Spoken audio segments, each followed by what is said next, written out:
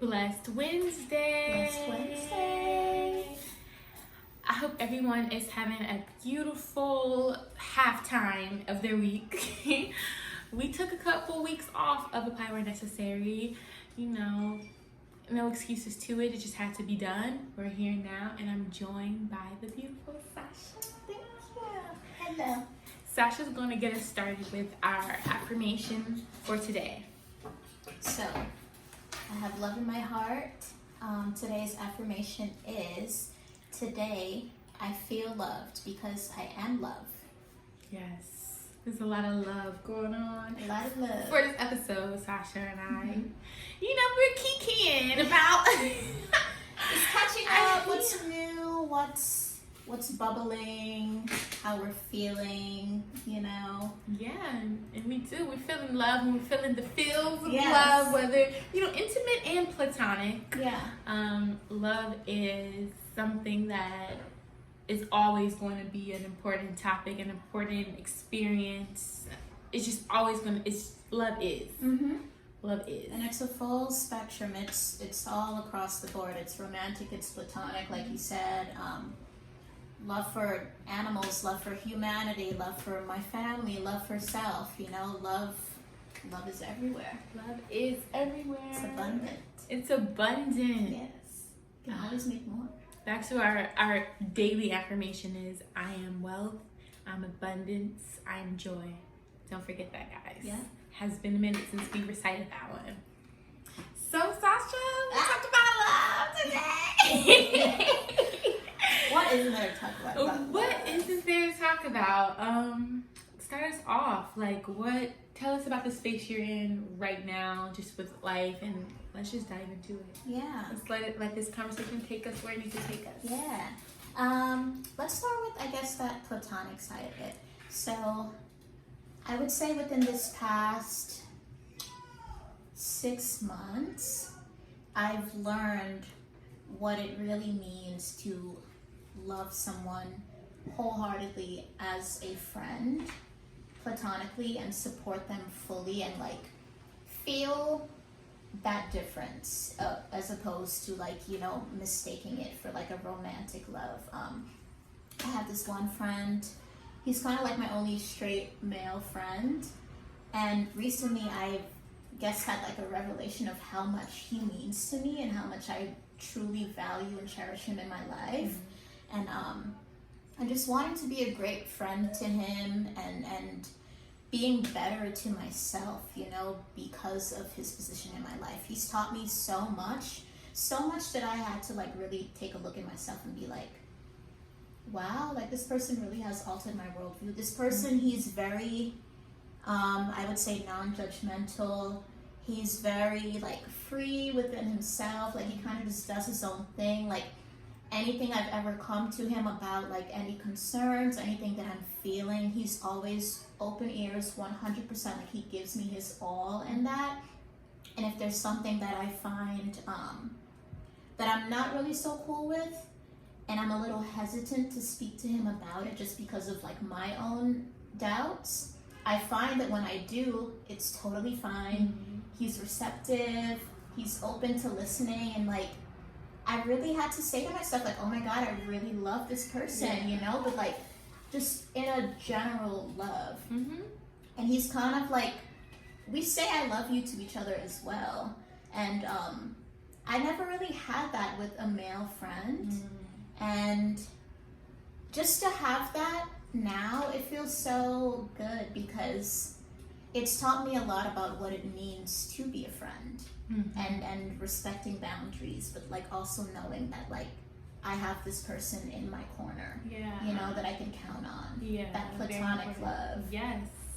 Which I find, I don't know, it's just so healthy, and it's so different from the love that I've found in friendships with straight male friends before. And he's just taught me so much about myself, things that I haven't even told him. He's taught me about, and I know one day I will, but platonic love is important. Very important, because if you think about it, some people don't have intimate love in their lives right now, and so where there isn't intimate, there's platonic, and I think we do have to realize how important our friendships are to us, and as well as family.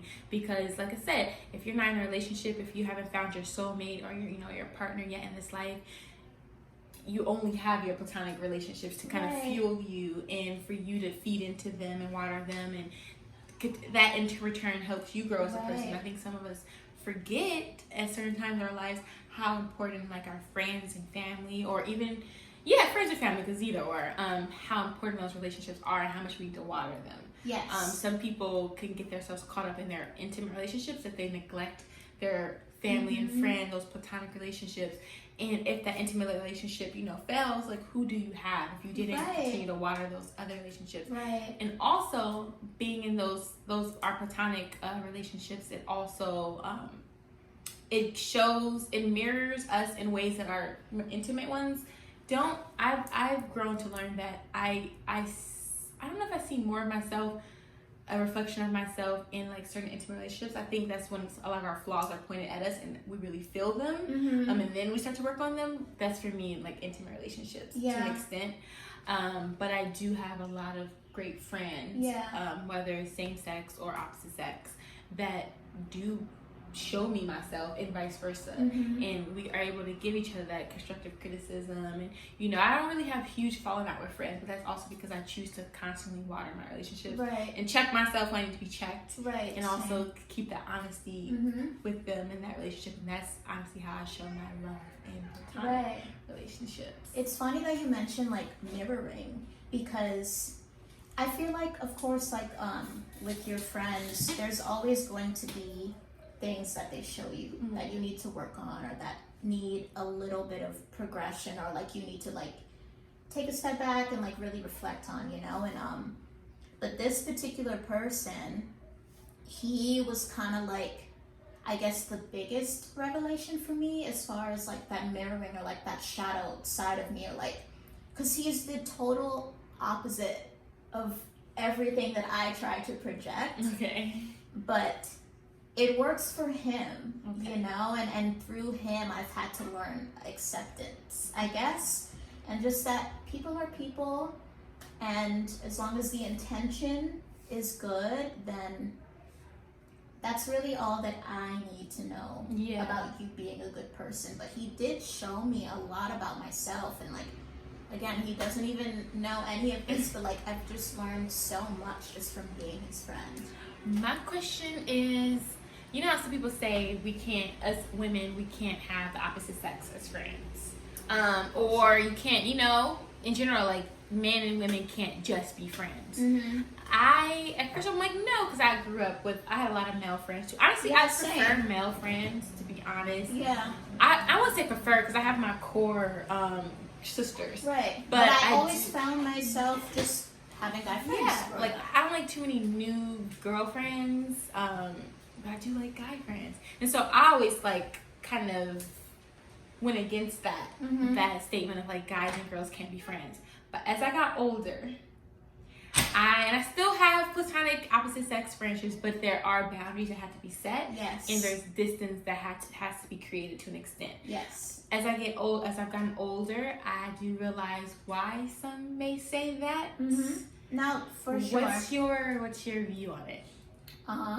I definitely agree. Like, you know what? Yeah, because as much as he's taught me about how to be a friend, he's also taught me a lot about what boundaries mean. And kind of just like putting my foot down about certain things, like, no, that's not okay to show me, or no, I don't necessarily want to talk about that particular thing, like that's maybe a thing for you to talk about your boys, or like another kind of girl, like I'm not that kind of girl, so that balance is tricky. It is tricky. I think I'm still learning how to set boundaries, because I'm used to like people being able to just come to me with anything, and I know how to handle it. But I learned it's not I am not the issue, or not even that there's an issue, but I am not the one that I have to be worried about. If I know that it is the other person, and you do have to project those boundaries. But sometimes I have a hard time setting those, because to me it's like you tell me something, like for instance, I had one of my friends, my male friends.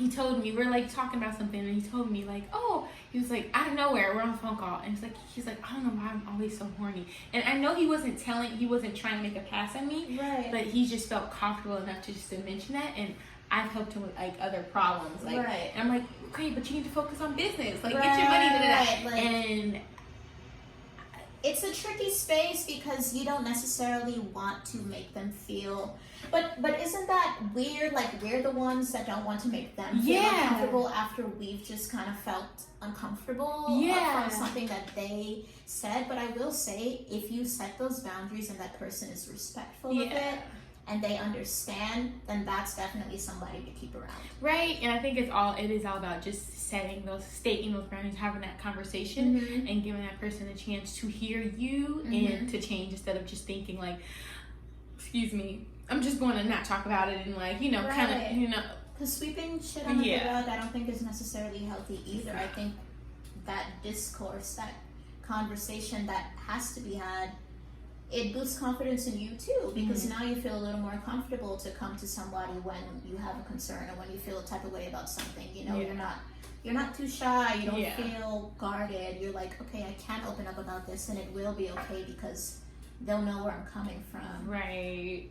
Yeah. But it does get tricky as you get older, and when you enter like serious dating or relationship with someone, and I'm trying to communicate like, oh, I have boundaries in place for that, like, trying to tell them like, no, it's okay, like, and it's not even, obviously, the difference between dealing with an insecure man, like super controlling or possessive or just jealous, whatever. Like, I've never really had to deal with that, but it's still like there's certain levels of respect that has to be shown for the relationship. When you're dating someone serious, and then bring that into like your friends or now, like it's a lot, and I'm learning like it's what has to be done, and there's a way to do it. There's a way to do it. I still figuring out because it's like we good. Like you're gonna try to tell the person, no, this is fine. Right. This is our relationship. Like it's friendly. And it's tricky, especially when that friend has been there long before this other new romantic partner, and figuring out that balance, because like you said, you also need to water your friendships and make sure that you don't neglect your friends as well. So, but you also, when something's new in your life, as far as like a romantic loving feeling, you get all bubbly, like I want to be with them all the time. Like, I want to talk to you all the time. Okay, back. Let me talk to my man real quick. Like, it's just what you do as a woman, and it's just, I don't know, you get that feeling, and you don't necessarily mean to kind of fall into that pattern, but here we are 2 months later, and like you haven't checked up on this particular friend because you're so caught up with like this other new person, and it, balance. Balance. Definitely now I think I have a great, just all across the board, like just making sure that I'm communicating with everybody, just really trying to be present in everyone's life. And it can get exhausting sometimes because, you're spreading yourself thin, trying to be everything for everyone. But at the end of it, it feels good to know that I did my part. I think just this past week, I had to like sit with that. I'm like, okay, so you've been, consumed in this area, and it's like, you still, just because of what I do as far as like career and stuff, just like as an entrepreneur, what I do, I keep in contact with my friend, like my close friends and stuff, so that's not an issue. But I did sense like, I wouldn't say neglect, but I did sense that I wasn't watering as much as I need to, and I caught myself just this last week. So I'm like, okay, make the effort, get back on track, understand you have this solidified here, now you need to, you need to just readjust, recalibrate, and water everything accordingly, and do for you, in the ways that you probably kind of didn't think you were doing less of. But that takes, self-reflection, and like tapping in with yourself, and like, okay, so how can we progress? Like all these beautiful things are happening. like what else can we do and how can I be better. Right. I think just choosing to be better every day will help you like remember like your relationships, the people around you, what you need to be doing, just choosing that, because remember yourself first, like before that intimate relationship, before that platonic relationship, before everyone else. Putting yourself first will help like everything else makes sense. Right. You can't give if you're not full, if you're not being replenished. So, and also making sure that those relationships are replenishing you as well, you know, because of course it's important to give yourself to your friends and to your romantic partners, but if you're not giving back to you and if they're not giving back to you, then that's just a one-sided relationship, and that's not fair either. And we've all had our, I'm sure, fair shares of one-sided relationships where there was one too many. It wasn't enough. So definitely, new bubbles. New bubbly. But it feels good. But you know, I think I'm now in a good groove with my platonic relationships, and recently diving into like something new with a special person and like figuring that like just figuring that out and what that means for like, I know what it means to me, and I'm pretty sure that I have a great sense of what it means to this other person, because he tells me, and that's not really something that I've had a lot of, you know, where I don't necessarily need to like fight for this attention or wonder or like be confused. Like there's no confusion, like it's very clear how he feels, and it's so refreshing to like just be reminded without having to ask. And you know, and I think it's just so nice. Like it's such a good. It is.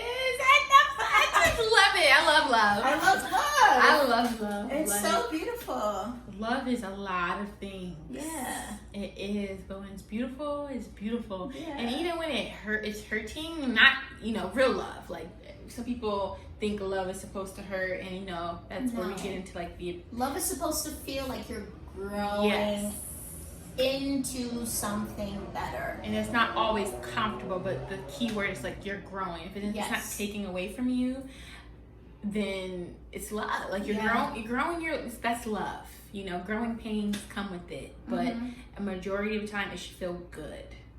100%. 100%. It should be easy. Right. You know? I feel like it should be easy. I do too. I was having this conversation with my sister because we always talk about like relationships and love and just like, you know, just progression. Yeah. And I was just like, no, love should feel like, it should be easy. Like, yes, I'm aware of the obstacles, like I said, growing pains. Like someone showing you, this is you. This needs to change, you know, and you can choose like, ugh, this feels terrible. Like, why are you telling me this? Why are you criticizing me? Like, why, you know, but you know this is only for your greater good, like a better version of you. They're like your mirror. Yeah, like your mirror. So that happens, and then, you know, learning how to communicate with someone else, like, but ultimately, you know, I feel this with this person, I feel connected spiritually, mentally, our bodies are in sync, like all those things, like that feels good. Like I said, obviously obstacles come, and you have to see if you're able to get over that into like better versions of yourselves. I think that's the extent of where it can be hard. Struggle. Yeah, the difficulties in it. But other than that, it should never be so much where every day or it's always something that's just chipping away at you. It shouldn't be like a toxic cycle. I don't feel like somebody who you're involved with romantically should put you down or make you feel inadequate. I don't think that they should be physical with you ever. I don't think they should be possessive. You know, and these are things that I feel like present themselves pretty early on, because a person can only hide who they really are for so long. Sure. You know? But it shouldn't hurt the core and the essence of who you are. I don't think that's healthy. If, you know, you can have disagreements, you know what I mean, but it's all about the resolution for me, and like how you go about that discourse and like having those conversations and like how do they make you feel after? You know what I mean? Like, do you feel satisfied? Like, oh my God, we got somewhere. Like, there was a breakthrough. Like, we've talked about it. We're on the same page. Like, we understand each other a little bit more. Or do you feel depleted? Do you feel like run down? Because if that's the case, then that's not the one. And I think one of the most important things that I personally learned is like back to self. Like who you are before you get into the relationship. Because there's been, I think I can say from experience, and just watch observations, sometimes someone could be like your person, or they could be right, you guys have some things, but it's something like there's always something that kind of keeps you guys from like really like latching on, or you know, that type of example. And sometimes just like literally some self-work you have to do, and that person may have to do separate, right, in order to come back together again. But it all boils back down to like self. Yes, you need to be good. You need to be, I'm not going to say completely whole, because, you know, like I said, I always believe in the evolving. I always leave a little room for something else to come on. And, you know, and that changes every day. But you should be self-full. You should be happy with who you are, what you're doing, or going towards that direction at least. Like towards complete happiness. Like you have things in motion, and that person should also be the same. Before you even try to merge. Because like we were talking earlier, it's not, when you're in a relationship and when you're in love, it's not just you. Right. And that's also how you determine if you're in love. Because you can love someone who doesn't love you, and that's not in love, because that's a together thing. So what do you consider, I guess, the differences between the two for you? What? Like love and in love? Yeah. Like how do you see it? Okay, I say that because someone asked me, like, probably a couple of years ago, someone told me, like, do you really love this guy? And so I'm not with, but do you love him, or are you, like, infatuated with him? And I'm like, ew, infatuated? What is that word? Like, hold on. Ew, I'm never infatuated with anyone. What the hell? Like, no, I love this person. I was, like, disgusted by the term. I thought it was, like, some crazy shit. Like, they were, like, a manipulation of some sort. But I guess what I would, to elaborate on like the in love and loving someone, it could kind of be like, kind of that sense of infatuation with them that may not be healthy. It's something that you kind of created in your own head, and with that comes expectations. You expect them to be, you know, that's not, you're not really paying attention to who they are. You're not paying attention to who they are. You're not paying attention to what you guys are together. You know, like I said, in love, I feel that that's in sync. Like you feel like you just know, there's no confusion about it. Like you know, because you're in sync. That's in love with you. I understand that, and I feel like also that feeling comes with just that person really picking up on key things about you. It's funny because this particular special person, I've known him for a while, but only recently have we, I guess, like chosen to really dive into each other. Key. Chosen. You could choose someone. Yes. They choose you. Yeah. And I feel someone like could choose you, but do you choose them? Yes. Because it is a choice. It's a choice. Right. We don't possess anyone. We have to choose to be present. They have to choose to be present, and we in there together. 100% agree. And I remember so there was a day we were hanging out, and I have this thing about me where like my emotions are just written all over my face. If I'm annoyed or if I disagree or like whatever it is, I can't hide it. Energy. I can't hide it, and I try, but like my eyes, like my whole face, like you can see it. You can just see it. And we were talking one day, and he was like, "You have a little attitude." It's like, what the hell do you mean? And he's like, "No, it's a little cute. When you disagree, though, I can see your eyes start twitching and like just, you know what I mean?" And the fact that he noticed that little thing about me that only like my close friends and family know, and it was funny because literally the day prior, my mom had told me the exact same thing. My mother, you know? And he picked up on that about me, and I was like, okay, no, it's like you're paying attention. You see me. You see me. Like for me. That's it. You know? Like, it's nice. It's nice to be seen. It's nice to be seen. And you feel it when you're not seen. You feel that. And if you're not being seen, have that conversation. But if nothing changes, it's just not it. Like, you know, Yeah. you can't force someone to see you. Yeah. You feel me? And you shouldn't have to. Girl. Period. You shouldn't. Because you know, you see this person. Yeah.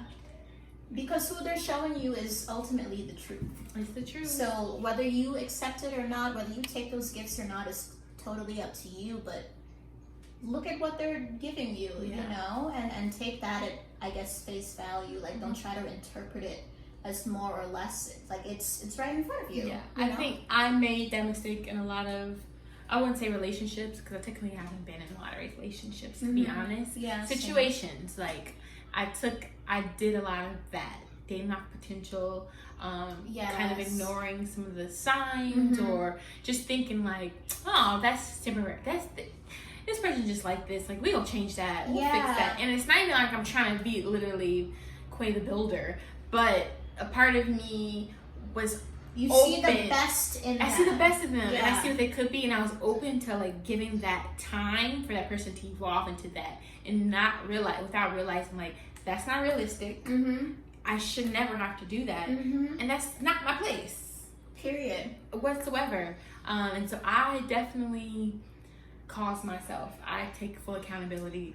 Heartbreaks. Yeah. And, you know, pain, and for X amount of time that I didn't need to, I definitely can admit to that. I learned to stop blaming these men, these grown boys. Yeah. Shout out to Tony Gaskin for that term. But I stopped blaming them for certain things when I realized they showed me who they are. They said who they are. Like, they weren't really lying. You know, they showed it was here, and I chose to handle it in the way I chose to handle it. Yes, you wanted to see what you wanted to see. Yeah, same. It's like, you fine. Let's fix other parts of you. Yeah. You'll grow up. You know, Yeah. I got time. But it's like, no. But only if they want to. If they want and to. a lot of these grown boys don't want to. They don't want to, because if They they don't did, wanna they would do evolve. it. Exactly. And it's not even to people think, but I'm different. Like, I'm not the girl that, you know, but that doesn't matter. It's not Has about nothing to do with you.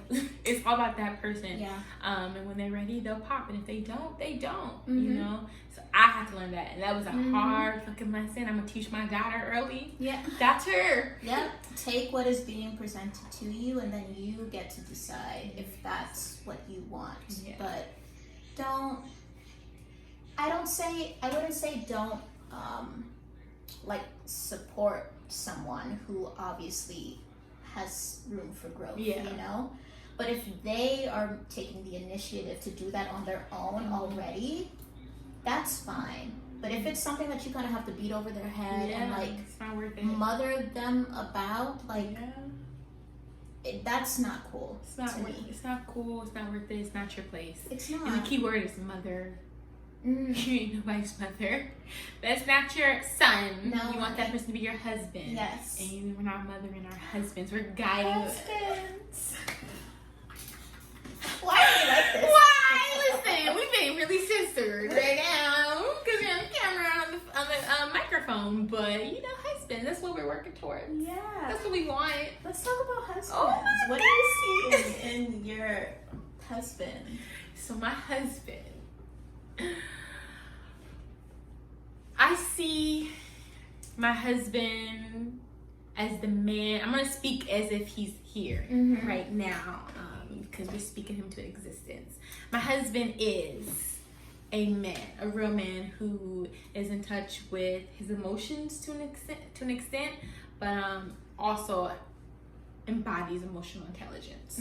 He knows when to show it. He feels that he's in touch, and he doesn't sweep it under the rug. He's just emotionally intelligent. I'm not gonna talk about what he isn't. I'm talking about what he is. He's emotionally intelligent. He is a real man. He's a provider, a protector. He's living his life exactly the way he wants with no regrets. He's constantly evolving and reading and watching things and having conversations that contributes to his growth, the evolution of him. I'm trying not to well, never mind, I'm not gonna say that. That's the characteristics of my husband. He's obviously fine. He does his thing. in all areas of life. We know what area. I think that short description is who my husband is. Yeah, because that's who I am. Yes. Who I will be when it's time to be the wife, but who I'm constantly reaching towards every day I wake up. Yep. You know, yeah. And the female in my way. Right. Yeah. Short, you know. Short and sweet. I think I have those same, I don't even want to say requirements, but those same views, traits or views that I look for. Like, my husband will definitely, I'm going to do what you do. My husband is. Yes. Speaking in the present tense. Yes. My husband is strong-willed. He knows what he wants, and he's not afraid to seek that, not only in opportunities in the physical world, but within himself. He knows the person that he wants to be and is ready to embody that fully. My husband is all about expanding his mind and learning something new all the time. He doesn't care to be rigid. He's open, you know what I mean? He's free-flowing in the sense that he knows there's always room for growth, and there's always space to evolve and to ascend and to just be a better man. My husband has a great sense of humor. I need to laugh. I love to laugh. That's like food for my soul. Yeah. My husband, he will make it a priority to pick up on the little things that make me happy. Because for me, it really is the little things. Grand gestures I think are beautiful, but it's really the day in, day out little things that you do for me on a daily basis that mean the most to me. And I think I learned a lot of that just from my parents' relationship, because they don't wait for a holiday or a birthday or a Valentine's Day to celebrate or to do things for each other.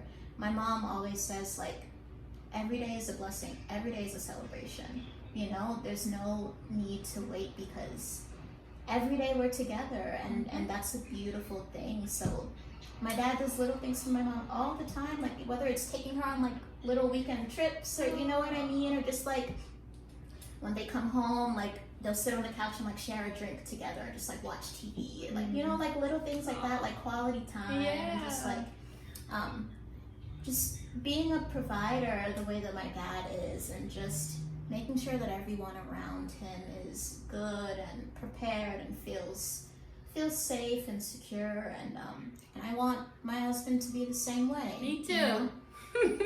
Because honey, I have a great example, so I'm not interested in accepting less than anything. Yeah.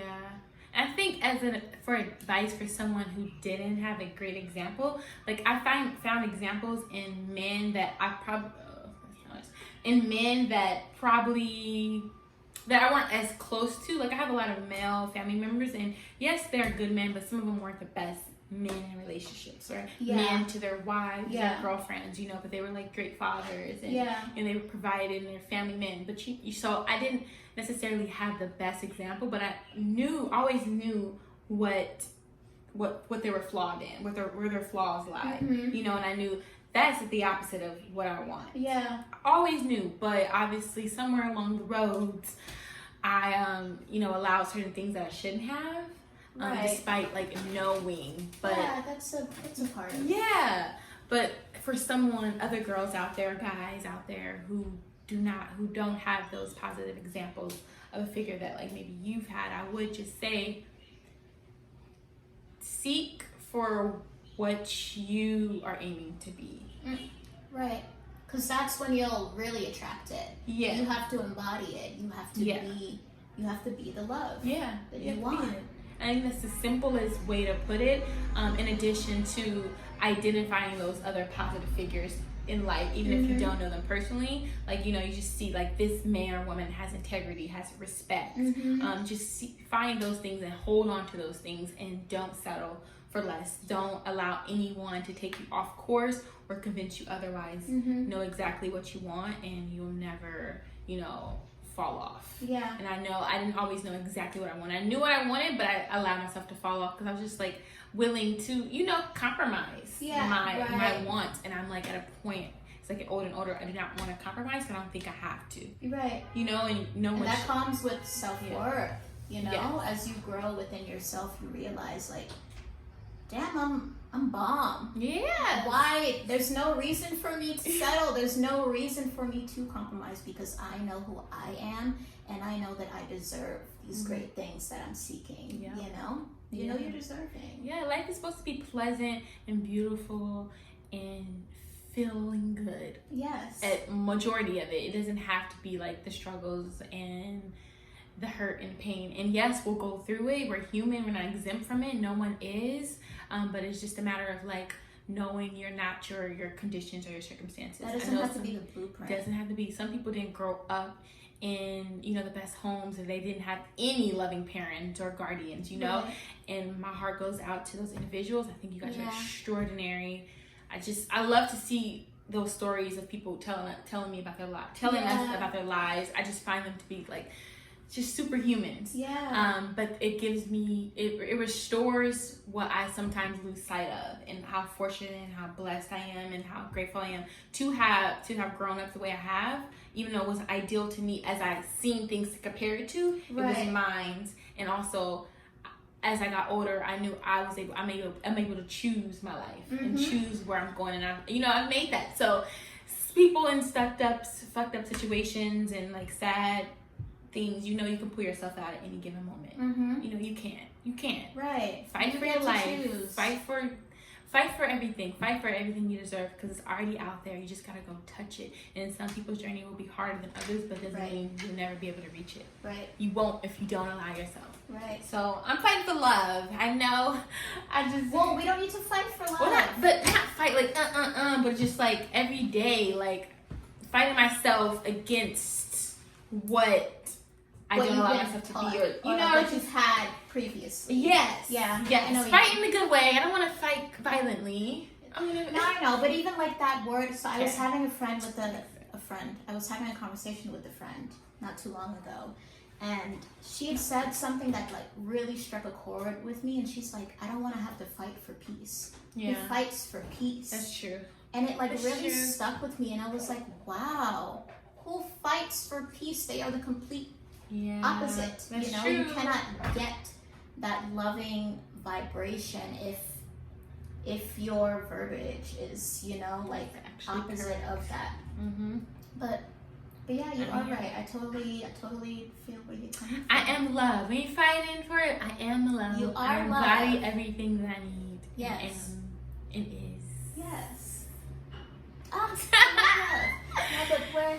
No, but it's a growing process every day. There's always something new to learn about yourself and about your special person, or about your friends or your family, or just humanity in general, so that you can give more love and be more loving to everyone.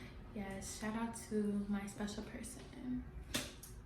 Aww. I see you. I appreciate you. I appreciate you as well. You know who you are. So, signing out. Remember, love is.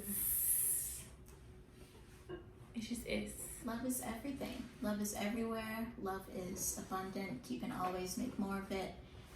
You always have it already. So don't ever think you're without love, regardless of your circumstance, what you've had previously in the past. It's always about moving forward and about the future and the next step and where you want to be. Just keep that visualization alive, and I don't think you can go wrong with that. The exercise for the remainder of the week is write down 10 things you love about yourself. Yeah.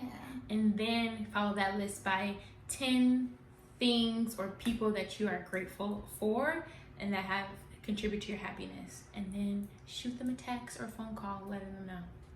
I did mine like yesterday. So. That's beautiful. I'm going to do that this week.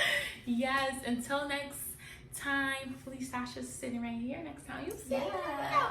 But she's not a stranger to apply where necessary, and she will not be. So, Thank love you guys. Love y'all. Love is love. Love it.